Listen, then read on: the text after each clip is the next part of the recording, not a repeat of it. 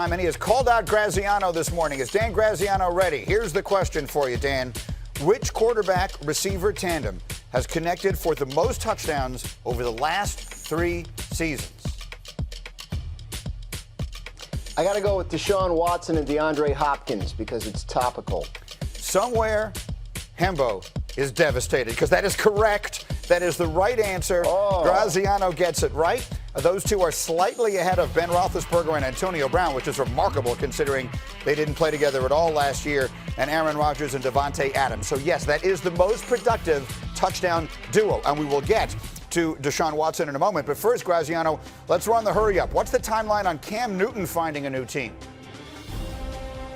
Still waiting to see what happens with Carolina and when they decide it's probably going to be time to release him. It's going to be very difficult for them to trade him, as we've discussed several times. It likely gets to the point where he gets cut, and then the issue becomes, will a team take him on without getting a really close look at that foot and seeing how that's holding up and how it projects going forward?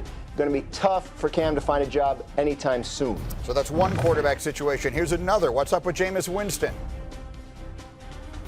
Jameis Winston, we discussed this yesterday. He's in the process of kind of resetting expectations, not likely to find an obvious starting job right now, may need to go to a team where he has to fight for a starting job or spend some time as a backup. We should know, I would think, in the next couple of weeks what kind of market he has. And then finally, a different kind of quarterback situation. What details should we know about Marcus Mariota's contract with the Raiders? Marcus Mariota's contract with the Raiders looks a lot like the one that Saints gave Teddy Bridgewater last year. They gave Bridgewater $7.25 million plus incentives if he played. Mariota's getting $7.5 million and can get up to about $12 or $13 million this year if he plays enough and if they win enough games. But it's a high-end backup quarterback contract that really recognizes how many games Mariota started in the league. I can tell you this. John Gruden, when Mariota was coming out in the draft, absolutely loved him. And all that brings us back to the aforementioned DeAndre Hopkins, who was traded last week for what most in the industry perceived to be less than market value. His now former teammate and quarterback, Deshaun Watson, was on Twitter yesterday tweeting lyrics from a song by Drake called Emotionless. And here's the tweet. I don't know how I'm going to make it out of here clean. Can't even keep track of who plays for the other team. Iconic duos rip and split at the seams. So, Dan Graziano, what can you tell us first and foremost? Because everyone will look at this and say, oh, Deshaun Watson's disgusted. He's going to get out of there. What are the chances he gets out of there? Well, I think they're slim if you look at it from a financial and football standpoint for the Houston Texans. They have him this year for a little more than $2 million, and then they have a 5th-year option on him for 2021, probably come in around $25 million. So add that together, you have one of the best players in the league for the next 2 years for about, $12.5, $13 million a year. Why would they move on from that? But then you think to yourself, why would they trade DeAndre Hopkins? And is Deshaun Watson going to be upset that they traded DeAndre Hopkins? And did DeAndre Hopkins give Deshaun Watson some sort of blueprint for how to get out of Houston if you're upset? I believe that the Hopkins trade has opened the door for that kind of speculation. And unless Houston signs Deshaun Watson to a contract extension this offseason, I think that speculation will continue into the 2020 season whenever it does start. Yes, we will continue to speculate about it here for certain. Graziano, thank you. Swagoo and Orlovsky are back.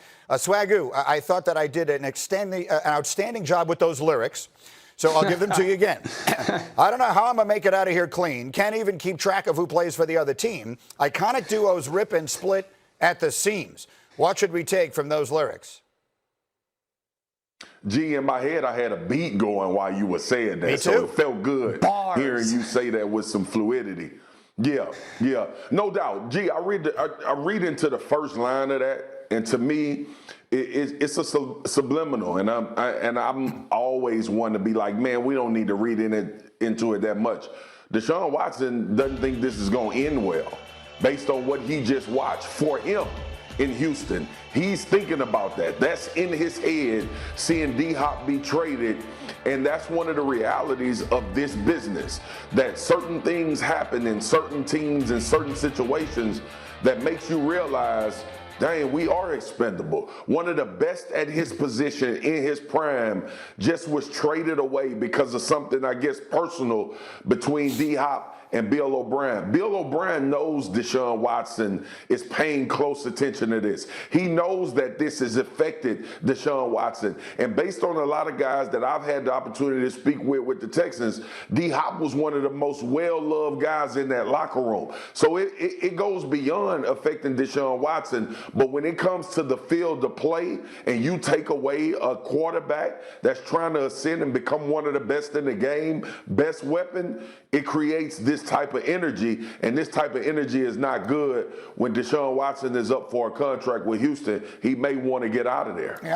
Dan, it almost feels like such an obvious question, but I'd like to hear it from a quarterback. If you're a quarterback and they trade away this great receiver with whom you have this extraordinary chemistry, we just showed you the stat, they've connected for more touchdowns than anyone in the league the last 3 years. I mean, where does that leave Deshaun Watson? Yeah, alone, Greeny. And I think that's the message here. Deshaun Watson is saying, I'm alone. I need to get everyone to understand this is the 21st century. And if we think that athletes don't use social media to tell us exactly how they feel, we're kidding ourselves. This is a guy that for the last 10 years of his life has had everybody tell him, listen, make sure that you are aware of what you're saying, because everyone is going to hang on every single word that you say, whether publicly and or via social media. This is not a mistake by Deshaun Watson. He's telling us, I'm alone. I feel alone out here right now. And listen, we need to be a little sensitive and aware of the realities of the organization. They've been dealt with some difficult times, the Houston Texans. The passing of their owner, Bob McNair, and then their general manager at the time, Rick Smith's wife, becoming fatally ill, have kind of left a void of leadership in this organization. And so that is a very difficult situation. But they're looking for leadership right now. This organization lacks leadership, and that falls on Bill O'Brien right now. And to Marcus's point, if I'm a quarterback and I'm going, wait, you just traded away our best player because you didn't like him, because you couldn't get along with him, I'm going, I have to look at my future. I have to look at my future if I'm Deshaun Watson and going, what would make me want to stay here? Take the fans away from it, because that's emotion, I get all that, and he loves the city, I'm sure.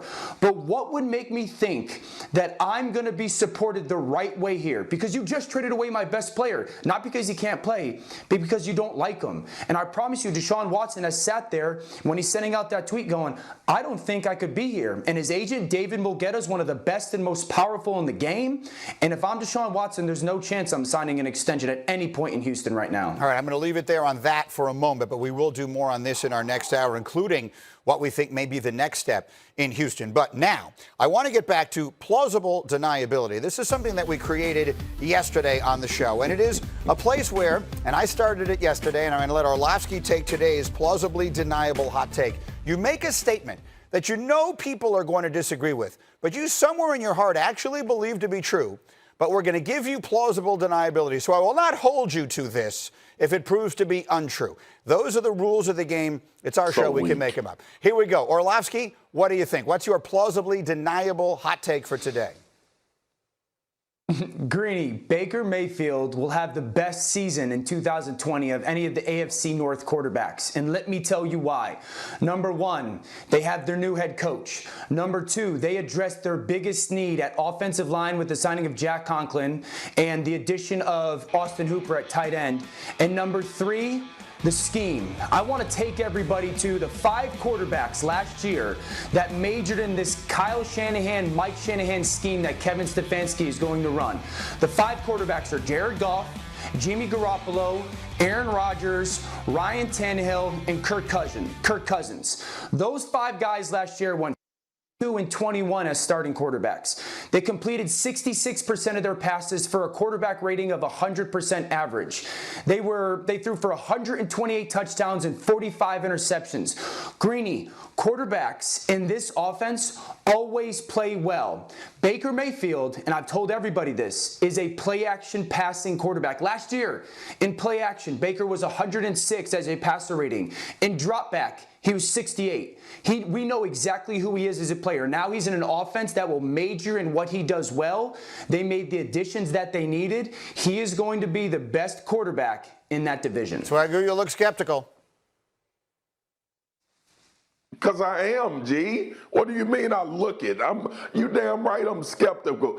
Lamar Jackson is in that conference. And also Ben Roethlisberger is coming back to play for the Pittsburgh Steelers as well for what we know as a healthy quarterback. And Baker Mayfield going to be the best one in the division? I get it. I get the whole plausible deniability. I understand the sale and all of that. But it ain't no way in hell you going to get me to believe that.